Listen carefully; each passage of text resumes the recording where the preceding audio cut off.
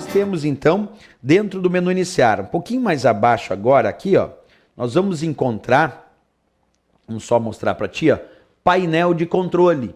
E quando tu clica aqui em painel de controle, é claro que tu vai acessar o painel de controle do Windows.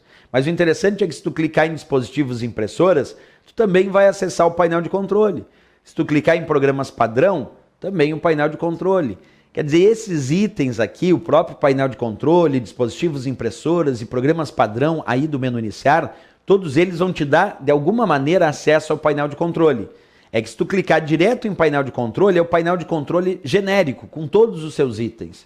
Se tu clicar em dispositivos e impressoras, tu está acessando só um item do painel de controle, que se chama dispositivos e impressoras. Se tu clicar em programas padrão, está acessando um item do painel de controle chamado programas padrão. Então aqui é o geral, é o painel de controle com todos os seus itens. E aqui abaixo já são específicos, mas também pertencem ao painel de controle. A pergunta que fica então, pensando como sempre nas provas de concurso, qual é a função então do painel de controle? Para que ele serve? Porque o Windows Explorer é o gerenciador de arquivos e pastas. Perfeito. Mas qual é a função do painel de controle? Resposta: alterar as configurações do Windows ou alterar as configurações do sistema. Essa é a função do painel de controle. Repetindo então, alterar as configurações do Windows ou alterar as configurações do sistema. Vamos ver isso na prática. Então acompanha. Quando a gente clica na opção painel de controle, aparece então aqui a imagem do painel de controle do Windows. Como eu estou mostrando para vocês aqui, ó, mais ampliado. Tá aí, ó. Vai aparecer a imagem do painel de controle do Windows. Esse painel de controle, num primeiro momento, ele é separado por categorias. Então observa aqui, ó, está escrito exibir por categoria. E aí aparecem as diversas categorias de configurações do painel de controle.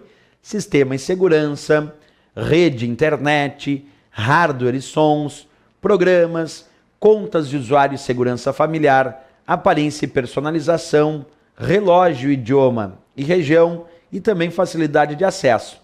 Tem provas que já perguntaram itens que pertencem a categorias do painel de controle.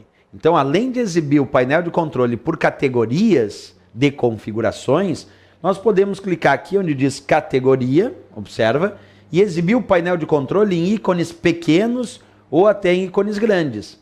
Aqui eu estou exibindo ícones pequenos. E aí nós vamos visualizar os diversos itens do painel de controle espalhados e não mais separados por categoria, porque nós podemos exibir o painel de controle basicamente de duas maneiras, ou os itens agrupados em categorias, ou eles espalhados aí pelo painel de controle sem estarem agrupados por categoria, exibidos em ícones pequenos e ícones grandes. Tá?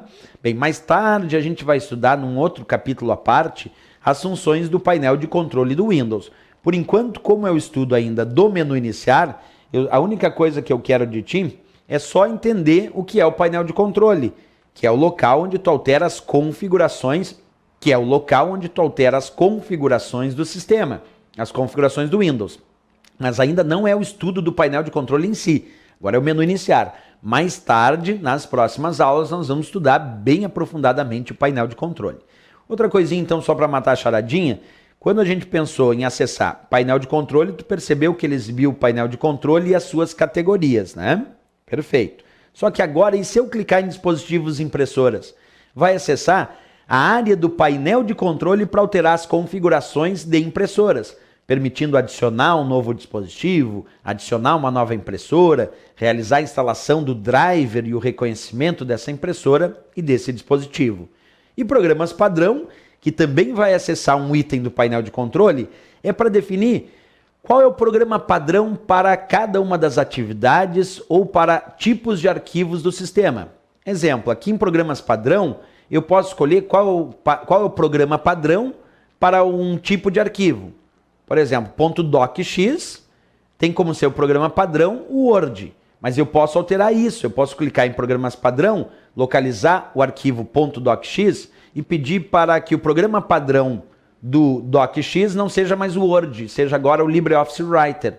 E pode fazer isso, porque a ideia de programas padrão é definir qual é o programa padrão para navegação, qual é o programa padrão para edição de texto, qual é o programa padrão para planilha, mas também alterar a associação que existe entre um tipo de arquivo e o seu programa padrão. Como eu dei exemplo, a princípio .docx está como programa padrão para o Word, mas tu pode alterar isso e definir que .docx agora tem como programa padrão o LibreOffice Writer. O que isso ocasiona no sistema? Que quando tu altera o programa padrão para um determinado tipo de arquivo, quando agora eu clicar naquele arquivo com a extensão .docx, ele aplicar um duplo clique, ele não vai abrir com o Word. Como eu alterei o programa padrão, agora ele vai abrir com o LibreOffice Writer.